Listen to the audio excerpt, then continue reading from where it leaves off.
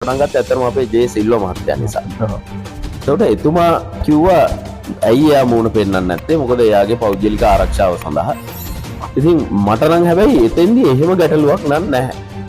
මම ස්මාර්ට්ෆෝන් එකක් පාවිච්චි කරන්න පටන් අරන් යම් කිසි දවසක මම ෆේස් රෙකග්නිෂන් තියෙන ස්මාර්ට්ෆෝන් එකක් පාවිච්චි කරන්න පටන් අරන් මගේ සෙටින්ග්ස් වලට ගිහිල්ලා ෆේස් රෙකග්නිෂන් සෙටින්ග්ස් ටික හදපු දවසේ මගේ අවශ්‍ය කරන දත් ඔක්කොම අවශ්‍ය කට්ටිය අරගෙන ඉවරයි. ඉතින් මම පෞද්ගලිකව iPhone එකකුත් පාවිච්චි කරන කෙනෙක්. ඒතර ඔබතුමා දන්නවා දැන් තියෙන තාක්ෂණයේ ලොකේෂන් එක අපිටත් හොරෙන් ඒගොල්ලෝම ඔන් කරගන්න. අපි ඉන්නේ කොහෙද කියලා බලන්න. අපිටත් හොරෙන් ඒගොල්ලෝ මේ මයික් එක ඔන් කරගන්න. කැමරාවත් ඔන් කරන්න පුළුවන්. කැමරාවත් ඔන් කරගන්න පුළුවන්. හරිද? ඉතින් මෙහෙම නිසා මේ බූණ හංගනවා කියන එක නම් මම නම් ඒක එතන මම නෑ. ඒ කියන්නේ මේ ලෝකපාලකයන්ට අපේ සියලු දේවල් ෆින්ගර්ප්‍රින්ට් එකද අපේ බ්ලඩ් ගෲප් එකද අපේ ඥානද සියලු දේවල් ඒගොල්ලෝ ළඟ ඇති. මම දන්නේ මට ඒක අදාළත් නැහැ. මොකද මං හිතන පතන විදිය පොඩ්ඩක් වෙනස් නිසා. වෛද්‍ය පීඨයේ වෛද්‍ය විද්‍යාලයේ වෛද්‍යවරුන්ට ඉගෙන ගන්න හම්බෙන්නේ නැති දේවල් මොනවද? දැන් බටහිර වෛද්‍ය විද්‍යාවේ පියා විදියට කවුද සලකන්නේ? හිපොක්‍රටිස් තුමා. මේක දාර්ශනික හිපොක්‍රටිස් තුමා තමයි බටහිර වෛද්‍ය විද්‍යාවේ පියා විදියට සලකන්නේ. දැන් එතුමාගේ නමින් නේද මේ වෛද්‍යවරු දියුරුම් දෙන්නේ. නේ? වෛද්‍යවරයෙක් විදියට දියුරුම් දෙනවා, නීතිඥයෙක් විදියට දියුරුම් දෙනවා, හෙද නිලධාරිනියක් විදියට දියුරුම් දෙනවා. ඒ වෛද්‍යවරු දියුරුම් දෙන්නේ හිපොක්‍රටිස් ආඥාවෙන්. හෙද නිලධාරිනියෝ කවුද?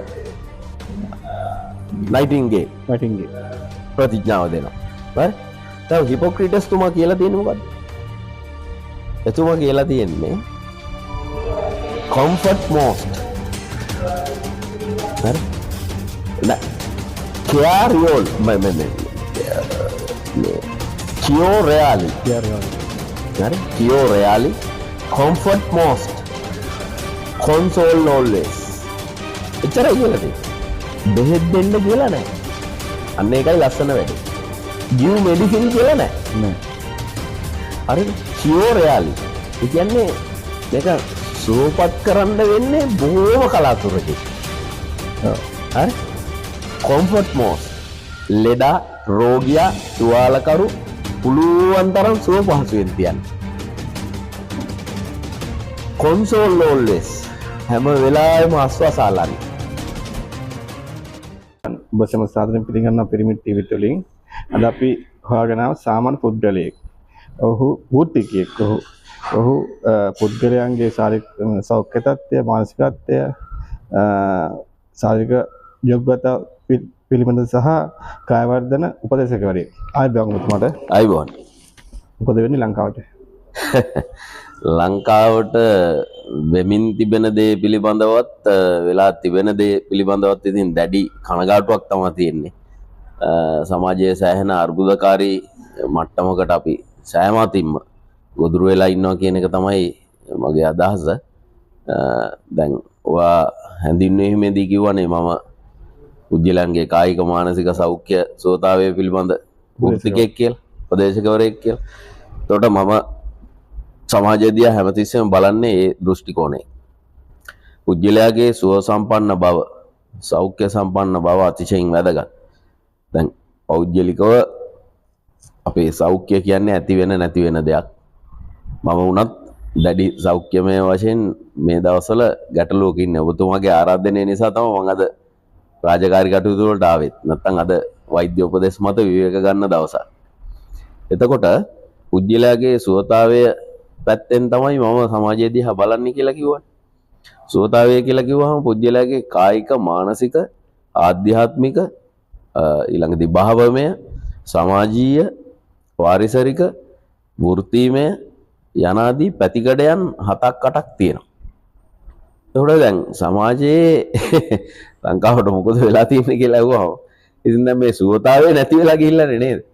පුද්ගලයාගේ කායික, මානසික, ආධ්‍යාත්මික, සමාජීය, භාවමය, පාරිසරික ආදී සියලුම වෘත්තීමය පැත්තේ හැම පැත්තෙම තියෙන සුවතා ගුණාංග සියල්ලම නැති වෙලා ගිහිල්ලා තියෙනවා. පාරේ යද්දි මිනිස්සු දැක්කම බඩ තියෙනවා, ගොඩක් බඩ තියෙනවා. ඉතින් මේ පැයක් ඇවිදින්න බෑ, මහත් දෙනවා. අවුව කියන්න බෑ. ඔව්. මොකද හේතුව? සාමාන්‍යයෙන් දශකයකට විතර අවුරුදු 10කට විතර කලින් හිටපු මිනිස්සෙක් වැඩි දුරකට යන්න ඕනේ නැහැ. අවුරුදු 5කට 10කට කලින් හිටපු වැඩිහිටි පුද්ගලයෙකුට සාපේක්ෂව අද දවස වෙනකොට මේ වා කියනවා ඇවිදින්නත් බෑ කිලෝමීටරයක්වත් කියලා. ඒකට නම් බලපාන තව හේතු ගොඩක් තියෙනවා සාකච්ඡා කළ යුතු. පොදුවේ මනුස්සයන්ගේ ශරීර සෞඛ්‍ය සහ සුවතාවය කියන එක ගොඩක් පිරිහිලා තියෙනවා.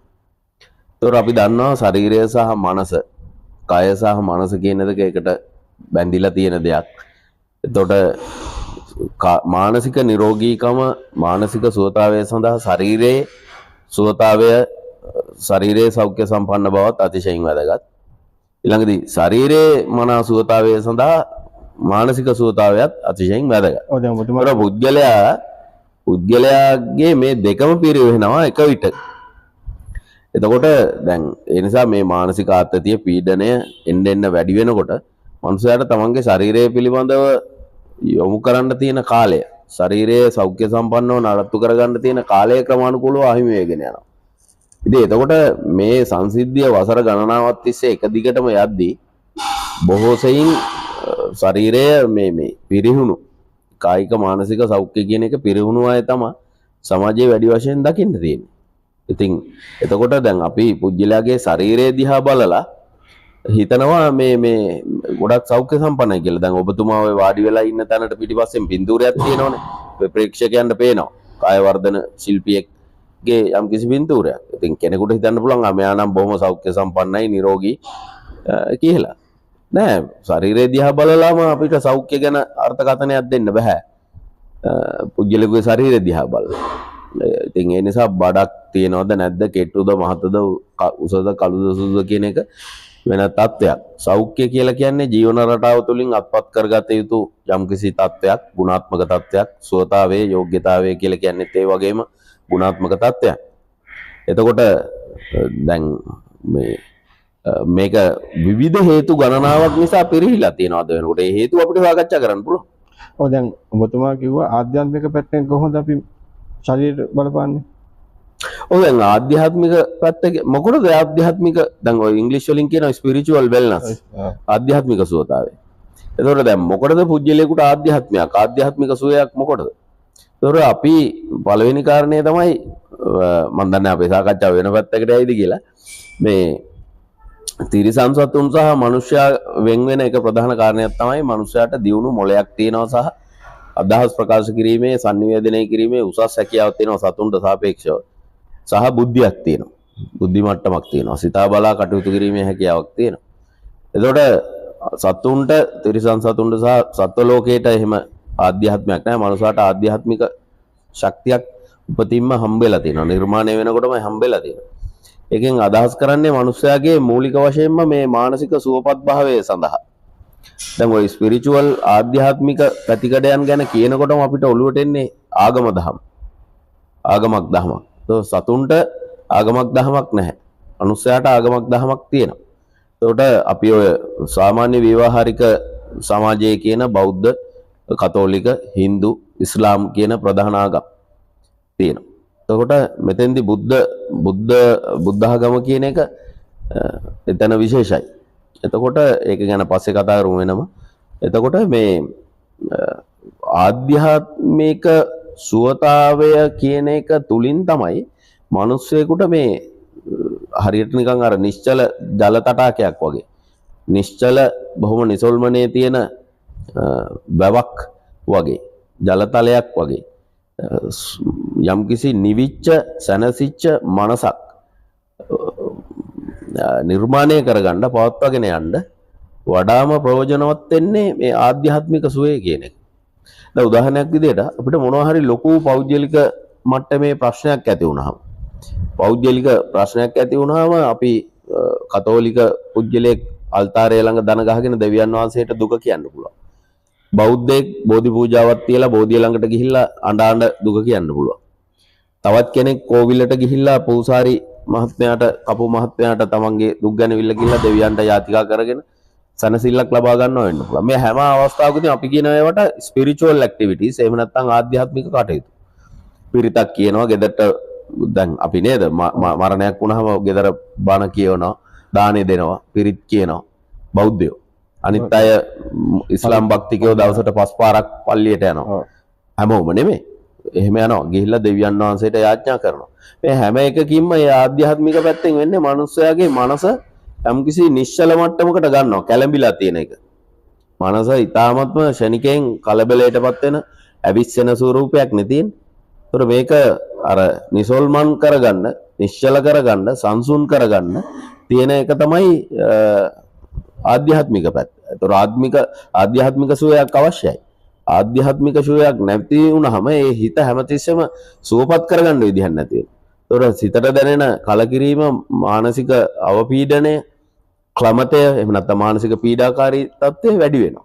ඒතර ඒ වගේ කෙනෙකුගේ ශරීරය ශනිකව කියන්නේ ක්‍රමානුකූලව නමුත් ඉක්මනින් වියපත් වෙනවා, රෝගී වෙනවා. දැන් මම පෞද්ගලිකව මගේ හිත මිතුරන් මට මතකයි එක සිද්ධියක් මම ඔබතුමාට කිව්වොත් කොළඹ ප්‍රදේශයේ වාණිජ ආයතනයක විධායක පැලැන්තියේ රැකියාවක් කරන කාන්තාවක්. එතකොට ඇයගෙන් මම ඇහුවාම ඔයාගේ මොකද්ද රිලිජන් එක? එතකොට එයා කිව්වා බුද්දිස්ට්. හැබැයි වර්චුවලි මේ මම බුද්දිස්ට් බයි බර්ත්. උපතින් දෙමාපියෝ බෞද්ධ අය නිසා මටත් බෞද්ධ. මම ඇහුවා ඔයා ආගමික වශයෙන් මොනවද කරන කියන දේවල්? ඔයා බණ අහනවද, පන්සල් යනවද, පොය දවසට හරි බෝධි පූජා එහෙම තියනවද, මොනවද ඔයාගේ ස්පිරිචුවල් පැත්තේ ඇක්ටිවිටිස්? එයා කිව්වා කිසිම දෙයක් කරන්නේ නැහැ. මම නිකම් බෞද්ධ කියලා තියෙනවා එච්චරයි. එතකොට එයා අඩු ගානේ ගෙදර බුදු පහනක් තියලා පන්සල් උදේ හවස මල් පූජා කරන, පහන් පත්තු කරන මට්ටමේවත් නැහැ. උදේ හවස දෙක නැතත් හවසට හරි එහෙමවත් නැහැ. හරි. එතකොට මේ ඊළඟදී ඉතින් ඒ වගේ කෙනෙක්ගේ මං අහුවා ඊට පස්සේ දැන් ඉතින් ඔය කතා බහ කරනකොට මිතුරියක් විදිහට කතා බහ කරනවා. ඊළඟට මොකද්ද නෑ මං මේ රටින් යන්න යන්නේ. මං අහුවා කොහටද ඔයා යන්නේ? යුරෝපයට යනවා. මොකටද යුරෝපයට යන්නේ? for a better life. හොඳ ජීවිතයක් සඳහා. මං කිව්වා ඔයා දන්නවද ලංකාවේ ලෝකේ තියෙන හොඳම රට මෙහි කියලා? නෑ ඒක පිළිගන්න බෑ කිව්වා. මං කිව්වා එනයි ඔයා වගේ කෙනෙක් එක්ක කතා කරලත් වැඩක් නෑ. මොකද ඔයා කොච්චර සුසුකම් තියෙන කෙනෙක් වුණත් ඔයා දන්නේ නෑ මූලික කරුණු කාරණා නෑ. ආධ්‍යාත්මික පැත්ත එයාගේ ඊළඟදී මට මුහුණු පොතෙන් හම්බෙච්ච සහ මගේ ව්‍යාපාරික කටයුතු වලට දායක වෙච්ච චීනේ ව්‍යාපාරික මේ කියන්නේ ලොකු ආයතනයක මේ සේල්ස් ඇන්ඩ් මාකටිං අලෙවිකරණය පිළිබඳ විධායක නිලධාරියෙක් කාන්තාවක් එක්ක මුහුණු පොතේ සංවාදයක් යදෙනකොට මම ඇහුවා ඉතින් පෞද්ගලික තොරතුරු කොහොමද ඔයාගේ පවුලේ කවුද ඉන්නවන්ද කියලා. එතකොට මම ඇහුවා ඔයාගේ රිලිජන් එක මොකක්ද කියලා. ඊට පස්සේ එයා කිව්වපු උත්තරේ මම මවිතයට පතුරා. ඇත්තටම එයා කියන්නේ නෑ මට ආගමක් නැහැ. අපිට ආගමක් ගැන ඉස්කෝලේදී උගන්වලත් නැහැ. මගේ ආගම මොකක්ද කියලා මම දන්නෙත් නැහැ. මට ආගමක් තියෙනවද නැද්දවත් මම දන්නේ නැහැ. ඉතින් දැන් ඔබතුමා හිතනවද මේ වගේ අය මේ ඇත්තම මේ අතපය කකුල් හිස කඳ බඩ තිබ්බට මේගොල්ලෝ මිනිස්සුયો කියලා? එහෙම මිනිස්සෙක් වෙන්නේ නැහැ. මනසින් උසස් මනුස්ස පුද්ගලෙක් වෙනවා. හරි. එතකොට ඒකට ආධ්‍යාත්මික කරුණු කාරණා ඉතා වැදගත්.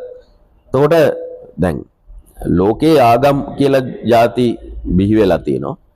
එතකොට මේ ආගම් ආදී බිහිවීම පිළිබඳවත් ගොඩාක් මතිමතාන්තර තියෙනවා. කවුද මේවා අඳුන්වලා දුන්නේ?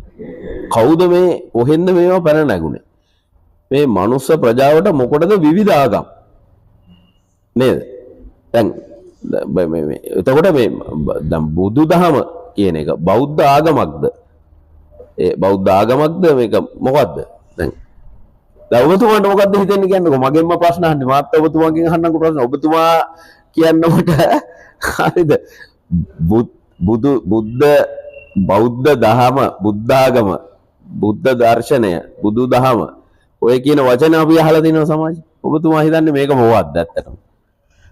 ඕක මම නම් හිතන්නේ ඇත්තටම පැවැත්වන හදවත දෙයක්. ඒ කියන්නේ හරි අපි ඍජුවම කිව්වොත් ආගමක්ද දහමක්ද දර්ශනයක්ද මොකද්ද මේ? දහමක් මේක. very good. හරි.